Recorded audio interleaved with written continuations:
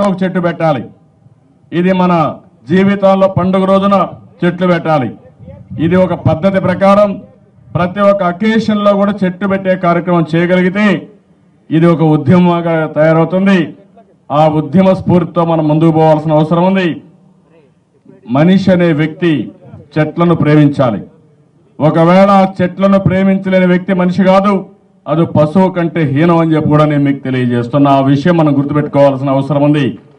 అందుకనే నేను పిల్లలు రాష్ట్రంలో ఉండే ప్రతి ఒక్కరిని స్టూడెంట్స్ ని కోరుతున్నా, గ్రీన్ కార్ప్స్ అందరూ చేరాలి.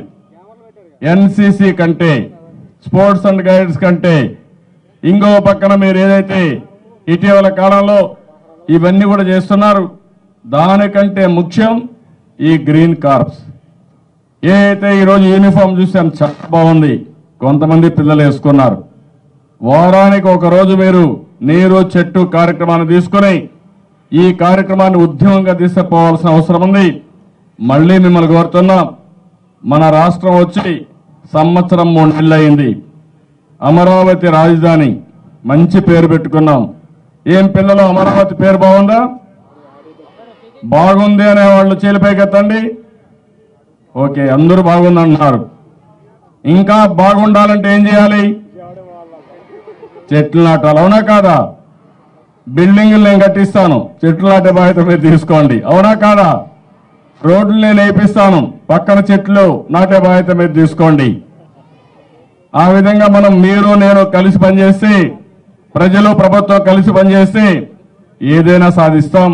ఇది చేద్దామని చెప్పి మరొకసారి తెలియజేసుకుంటూ, పిల్లలు విజయవాడలో బాగా ఎండలు ఉన్నాయి. అవునా కాదా? ఏంటి కారణం? చెట్లు కాకుండా పోవడం. ఈ రోజు బాగా ఎండలో కూర్చున్నారు మీరు. అదే చెట్లు బాగుంటే మంచి గాలి వచ్చేది, గాలి కూడా రాకుండా పోయింది. మీరు ఇప్పుడు పనిష్ చేయ పరిస్థితి వచ్చారు, శిక్ష పడింది మీ మీద. ఒక 2 గంటలు కూర్చున్నారు ఎండలో.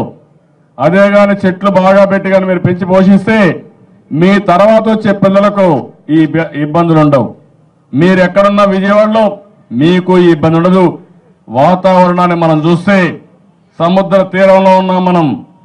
సముద్ర తీరంలో ఉన్నప్పుడు ఎక్కువ ఎండలు ఉంటాయి, ఇంకో పక్కన ఎక్కువ చెమట్లు పడతాయి.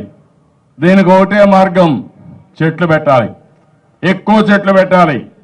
ఎండ తీవ్రత తగ్గుతుంది, వేడి తగ్గుతుంది, చెమట్లు కూడా పట్టి తగ్గుతుంది, మంచి ఆహ్లాదకరమైన గాలి వస్తుంది. ఈ విషయం మీరు గుర్తుపెట్టుకోవాల్సిందిగా మరీ కోరుతూ, ప్రతి ఒక్కరు కూడా చెట్లు నాటే కార్యక్రమాన్ని ఒక ఉద్యమ స్ఫూర్తితో ముందుకు తీసుకుపోవాల్సిందిగా ప్రతి ఒక్కరిని కోరుకుంటూ, మరొక్కసారి ఈ కార్యక్రమానికి ఇచ్చేసిన మిమ్మల్ని మనస్ఫూర్తిగా అభినందిస్తూ మీ అందరికీ నమస్కారాలు. జై హింద్, జై జన్మభూమి. Thank you.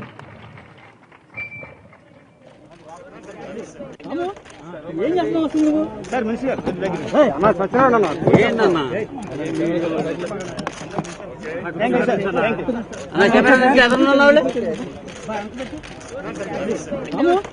ఏం చేస్తున్నావు అసలు నువ్వు? సార్ మనిషి గారు